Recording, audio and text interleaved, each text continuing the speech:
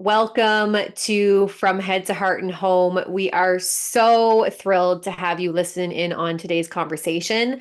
This is a channel created by women, empowering women to take intentional action in creating the life that they want, with your hosts, Carla Center, subconscious healer and relationship coach, and myself, Shanda Ceretti, certified transformational coach. So today we have a juicy topic like every week. If you haven't noticed already, today what we want to bring to you is the idea of crying wolf. So I am going to get Carla to kind of open us up here and really help you guys understand what we're talking about and where we want to head with today's conversation. Okay, so crying wolf. Many of us have seen, like when we were kids, we saw the fairy tales about crying wolf and Peter and the wolf, that kind of thing. But what we're talking about today is how many times do you or your friends reach out and look outwardly for the answers? You're asking for help. Somebody gives you these answers and you're like, nope, that's not what I want. I throw it away because you have it within you, but you keep shopping. You'll ask for the same advice over and over and over again for the same situation because you're shopping for that answer, because you're not really wanting to deal with what inwardly you need to. Mm-hmm. Like jumping from relationship to relationship. And we've seen ourselves and others do that thing where we're like, why are you doing the same thing over and over again? Mm-hmm. And you're basically crying wolf without looking for the solution to what your problem is. Yeah. Yeah, I love this. This is so good because what Carla and I were talking about before we hit record was, you know, having our own personal authority in our lives, right? Being our own authority, being the choice maker, decision maker, the one who gets to call the shots for your life. Now, there are certain situations where, you know, if we're in a family, we have a spouse, something like that, then we get to also take other people into consideration. But at the end of the day, our choices are our choices. We have that authority. And it's interesting because when we cry wolf, what we do is we give our power away, right? And like Carla said, it's this repetitive seeking answers outside of us only to avoid the answers we already know we have within us. So maybe it's because we don't like the answer we're hearing or receiving from ourselves. And so we're like, oh no, that can't be the answer because maybe it's too hard or too challenging or uncomfortable. And so we're like, no, no, no, can't be that, can't be that. Let me go find something else. Like Carla was saying, shopping around, and which I love that idea so much, shopping around for the right answer or the right way to proceed. And it's like, what if there is no right way? Right? We're so caught up and hung up on this idea of right and wrong. And what I like to try to remind myself and teach others is that what if there is no right and wrong way of doing things? There's just the way that you choose, right? And the way that you choose, trusting that that is the way that you're supposed to take. And you will learn the lessons you're supposed to learn along that journey and along that process. I love that. And what Shanda was saying about not giving away your power, when we shop outside of us, then we're making it so if it doesn't go the way we want it to, somebody else is responsible. Mm. Then we take no responsibility for our own choice. So as we give away our power, we're also at the same time going into this will allow me to have no responsibility for whatever happens from the choice I've made because somebody else told me to do this. And having that authority in your life and making those choices and taking full responsibility for the choices you make is so powerful. And the life you create when you decide, okay, nobody else is responsible for what happens to me. Only I am responsible for my choices. Mhm. And while I love them and their advice can be helpful, no matter what their advice is, I am 100% responsible for what happens in the choice I make. It's so powerful to just Mhm. go, okay, I'm responsible. Right. I'm the creator of my life and my reality. Yeah. Yeah, it's so powerful. And what I find interesting too is that when we are looking around for answers, this means like that we're looking outside of ourselves, we're talking to people, we're sharing stories with friends, whatever it is. When we tell stories, here's the most fascinating thing. So, first of all, we see the world as we are, not as the world is. Okay. So, we all come from our own unique experience, perception, and lenses, right? That we view through. What we do when we tell stories is we do three things, and this comes from NLP. So, anybody who's familiar with that, you'll know what I'm talking about. But we delete, we distort, and we generalize information. And we do this so, we craft this so perfectly in order to get what we want to get, like the feedback that we want to get. So maybe we want somebody to agree with us or be on our side or validate us. So we're going to give that information while we may be holding back or slightly skewing the information, right? So we're offering the information almost from a place of bias, right? Because it's coming from our own personal experience. So it is bias. It's our experience. So it's only half of the information, right? So when we talk about like crying wolf and seeking that external validation, we need to be careful of the information that we're withholding, because it'll even happen with like my clients. For example, I'll have this situation where, I don't know my clients usually personally until we start working together, and then we build the relationship from there. So I only know the information that they give me, right? And then sometimes over time, more and more pieces start to come up to the table. And I'm like, okay, now I'm able to see the picture a little bit more clear because I'm getting pieces of the puzzle that are naturally coming up that were withheld before, whether it was from shame or fear or insecurities or something like that, right? So I think it's important, bless you, to share as much of the information as you can. If you truly want to create change in your life and you want to create that transformation, we need to, as much as possible, stop withholding information, because it's the information we withhold that keeps us from being able to transform and change and create the results that we want, right? So it's like, if there's something that you're like, ooh, I don't want to share that. Oh my gosh, that is the thing to share. Like that is, I'm like picturing a suitcase beside you, and it's like that is the answer for you. If you could unpack that, you will be able to move forward into that next step, or create that result that you're looking to create. Right. So know that if you're putting people only see what the mask you've allowed them to see. So Mm-hmm. when you're searching outside of you, like Shanda was saying, they're getting what information that you have allowed them. And you want to be seen in the best light, right? Yeah. And that's just how we are. There's no, I'm not trying to shame anybody or any of that. But what it is when we're looking outside of us, not only are we shopping for answers necessarily, we're also presenting to somebody a skewed version of ourselves, because we don't want to share all the places that we stumbled, because we're afraid that then they won't see the what we're trying to present to them, the other, because first off, it doesn't fit our story. But Mm-hmm. also, as you unpack that, like Shanda was saying, and your really vulnerability, which we talk about often, Shanda and I, it is powerful. It is not a weakness, it is powerful.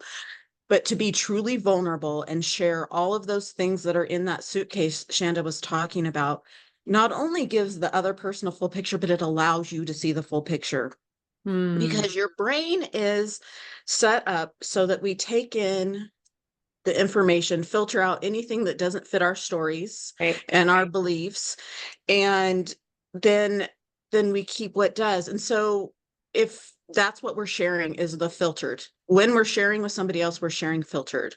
And I've Yeah. told you guys before, we get, it depends on the studies, between 1 and 10% of the information that comes into our senses is what we get, and then we give what we want to somebody else. So imagine how little of the information we really have.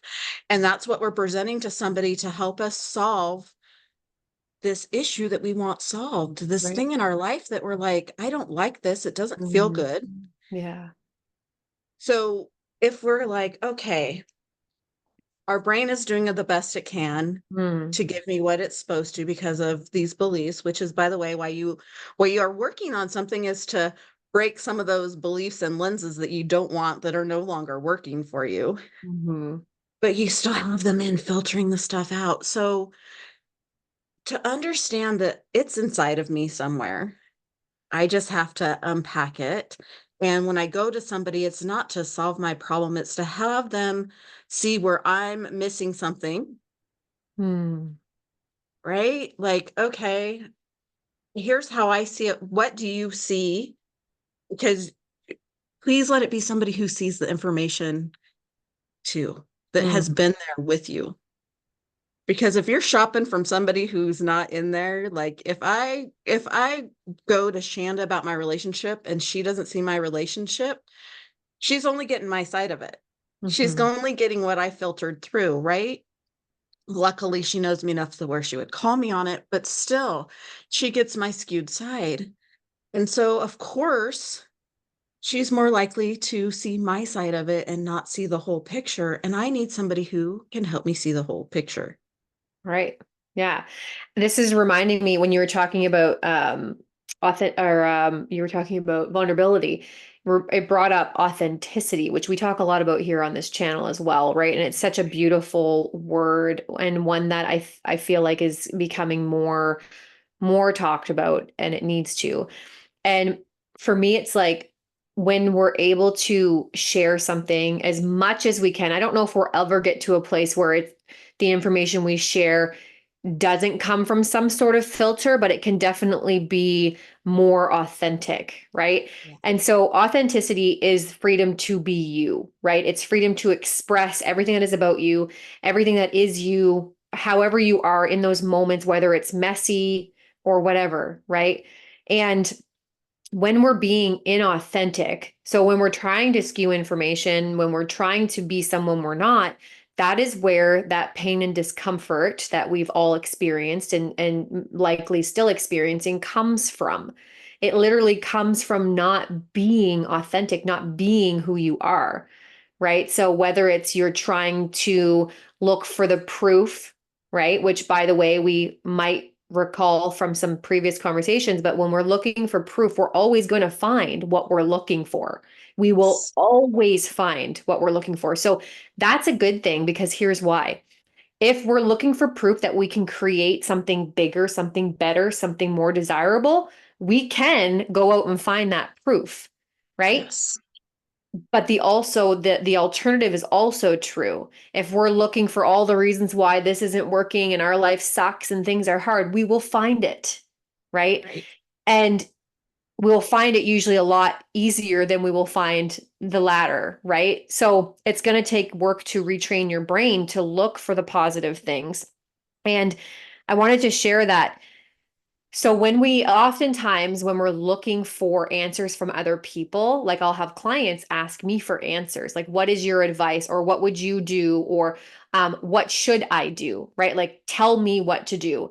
And I'm like, that's not what this relationship is about. I don't tell you what to do. I ask questions to draw out what you know to be true for you because what works for me might not work for you, right? And that's the beautiful thing about coaching. And so when I hear somebody say, and I hear this a lot, I probably hear it every single day, when someone says, I don't know, it's like that is not true. We do know. Sometimes it just takes a little bit of, we'll say like clever thinking in order to get Mhm. around the I don't know. And just so everybody does know moving forward, I don't know is an absolute growth killer. It will stop you Yes. in your tracks. And it also tells your brain that you are not resourceful, that you do not have power over whatever this situation is, which is not true. We always have power over any situation, right? Nothing is in control of us, only ourself, right? Our brain that and we can manage all of that. So when Right. you hear yourself thinking or saying, I don't know, just ask yourself the simple follow-up question, what if I did? If I did know, what would I do? If I were to guess, what would that be? And go from there. Because that, even just having the curiosity of asking the question a different way, will allow you to open up for something different, right? It creates a space, a gap at which you can then enter into your brain and find the answers that are inside of you. Right. And asking questions and having curiosity, which you hear Shanda say all the time, have curiosity about what the answer is. And if you're seeking somebody to support you while you're finding those answers, seek someone who will ask you questions, Mm, not somebody who's wanting to tell you what the answer is, because by the way, that's their answer, not yours. right. Um, but they're willing to ask you questions and support you as you're like really like diving in and being curious about what is the answer for me? What Mm, is the right thing for me to do? right. Not what's the right thing for me in their eyes. Right. Yeah. And I think one of the biggest things too that I want to touch on, again, this comes from the work that I do with clients, is that, sometimes clients come and maybe they're in the middle of something, in the thick of something, like, they're in the mud, and they want to sell me their story. I call it, they try to enroll me into their story, right? They want me to be in there with them. And if I'm in there with them, I am no good to them. I cannot be of service to them if I'm in the pool with them.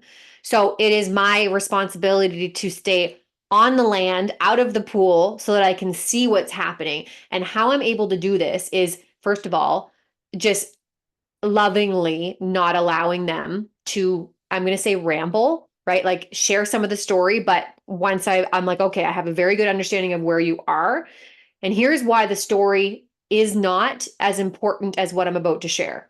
So it has nothing to do with me not caring, because I care so much for all of my clients, right? But I don't want to be enrolled in their story, because then I'm not in service to them. And what matters more than their story is how they are thinking and how they are feeling about it. So it's like, hang on a second, whoa. And then I'll start asking questions, like Carla was saying. When we ask questions, we can find out and draw out the information that we need to move forward. So your friends can also help you with this. Or you can help your friends, vice versa. If you find your friends are drowning in this pool of like self-pity and all these things, victimhood, start asking questions. Like, right, get them out of that spiral. Don't get in there with them. It's okay to have compassion and empathy for someone, right? Totally different. But we're not looking to necessarily agree, right? We don't need to validate someone's story.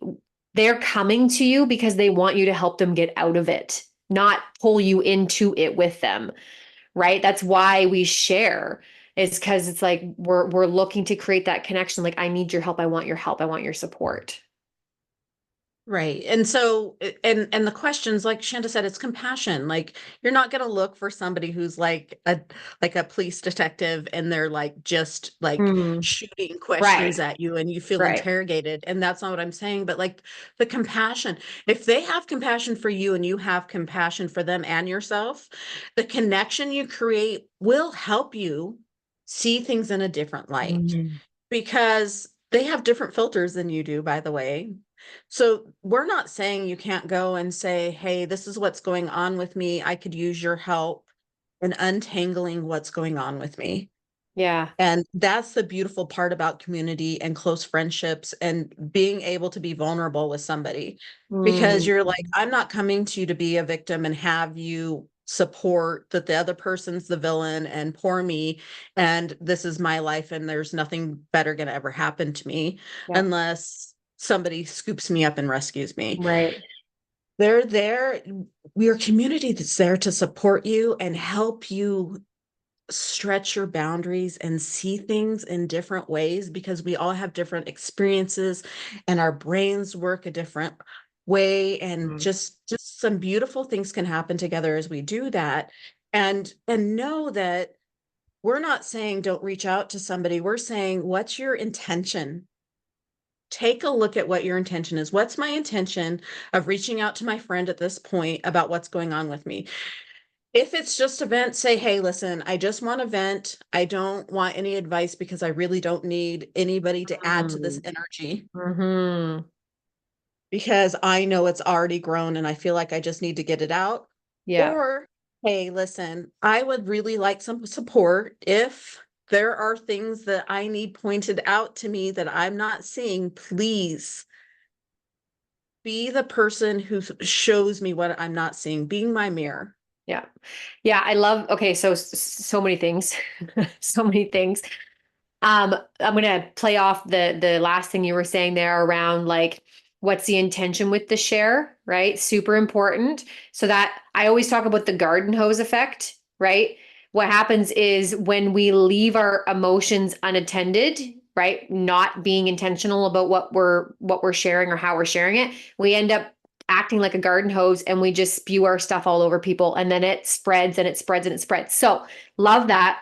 And what I want to offer is that it is really helpful, by the way, to get things out of your head, to get them off your mind. So that may look like Carla was saying, talking to a friend, intentionally talking to a friend. It might also look like simply journaling or what I call brain dumping and just literally writing everything that comes to your mind and out on paper and then burning it or shredding it or whatever. Whatever feels good to you. There's so many different ways that you can do that. Or you could do something like a voice memo or dictate something into your phone so that you're speaking. Like some people don't like to write it, they just want to talk. So speak it out loud and then delete it after, right? So it's about like, it's a way of processing and it's about getting it out, like out of your body and into the ethers, right? We want to purge that because if we don't purge it, say we're like, oh, I don't want to share it because I'm afraid what people might think or there's shame or fear or whatever it is. When we hold on to it, it just keeps circulating over and over and it grows bigger and bigger and bigger and it just creates more and more problems and challenges in your life. So if you can just start to offload those things, it's so supportive. And you were saying something earlier about seeing things differently, like find like when you're looking for support, go to your friends who can see something differently because they will see something differently. They're different people. They, Yes. they view the world totally different. This is also like a ninja thing that coaches get to do. Okay. And my responsibility is to say the uncomfortable thing. When I see it, I get to say it because that's the transformation, because I can see the things that you cannot see about your life. And this is the best thing from a place of love. Again, not coming from a place of judgment or criticism. If that's where you're coming from, then this is not what I'm saying to do. So don't do that. But when you come from a place of love and you're able to say the uncomfortable thing, that is the best support that you can give anybody, right? And so that's what I want to encourage you guys to do with your friends or your loved ones is like, be like, hey, hang on a second. This is what I'm hearing you say, or this is what's coming up for me, right? And then share the thing. Because when we don't share that, we actually end up withholding a transformation. We end up withholding an opportunity for that person to grow. And we want the people in our lives to grow as much as possible. When we grow, they can grow and vice versa, right? When we shine our light, they shine theirs. So let's not withhold transformation from ourselves or from others. Right. Right. And just because it's uncomfortable for us or for them doesn't mean it's not going to feel great when you're on the other side of it. So remember that. Yeah, and by the way, here's the thing about this. And this is coming from my training and from what I know to be true about being a coach. So this is very powerful stuff. But when we are uncomfortable and we don't want to say the thing, we get to say the thing because here's what's happening because we're humans. We all have human brains. So if I'm feeling uncomfortable as a coach, I'll just use that example because that's kind of where I'm headed with this one. But when I feel uncomfortable, I'm making it about me. And when I'm with a client, it is not about me. So I get to take whatever uncomfortable emotion I might be feeling and say, "Hey, I acknowledge you. That's fine. But we're not here for that right now." And I carry on. Right? So when you're in this conversation with your friend and your friend or your loved one is sharing something intimate with you and you start to get uncomfortable and you don't want to share the thing, know that it's very normal, first of all. Okay. So there's no judgment, but you're just making it about you. So take the focus. This is just ego, does it so brilliantly. Take the focus off you, put it back on them, and say the thing because that is the most loving thing that you could do. Right. Right. Because when the focus is on you, you're making it your responsibility for their choices, which by the way, I talked about before, is not your responsibility. No matter what you say to somebody, as far as when they've asked you for advice, when they choose, it's their choice, right? So when you make it about you, it's you trying to control the situation Mm, instead of they've asked you to empower them, yeah. not to take their power, but to empower them to make their choice. That's what coaches do. We empower you to make your own choices. We talk you through it. We help you see things in a way that you weren't ready to see them because the answer's in you. Because Right. we're questioning, supporting the whole way. We're not like, this is the roadmap to what you have to do, Mm, every choice you have to make. We're not doing that. We're not telling you how to live your life. We're empowering you to right. live your life in a way that makes you feel the joy and the excitement and just keep growing past those limiting beliefs that you have in your life about what is possible. Absolutely. Yes. Mic drop right there. Right there. Okay. I would love to know if there's any other words of wisdom or yeah, words of wisdoms that you want to impart with our listeners today before we wrap this up because this has been such a good conversation. That, like, empower yourself. And when you're reaching out, reach out to people that are empowering you, because the truth is, it's right there inside of you.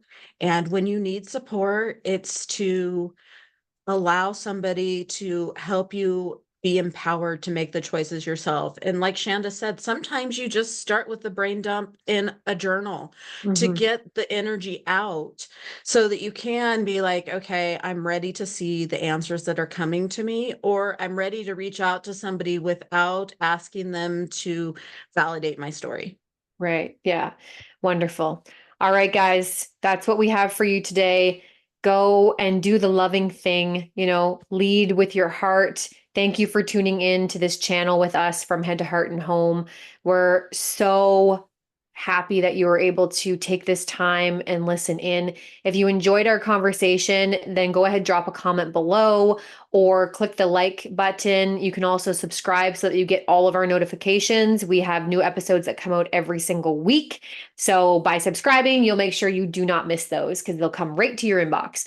So I hope that you will join us next week for another connected conversation. Bye bye for now.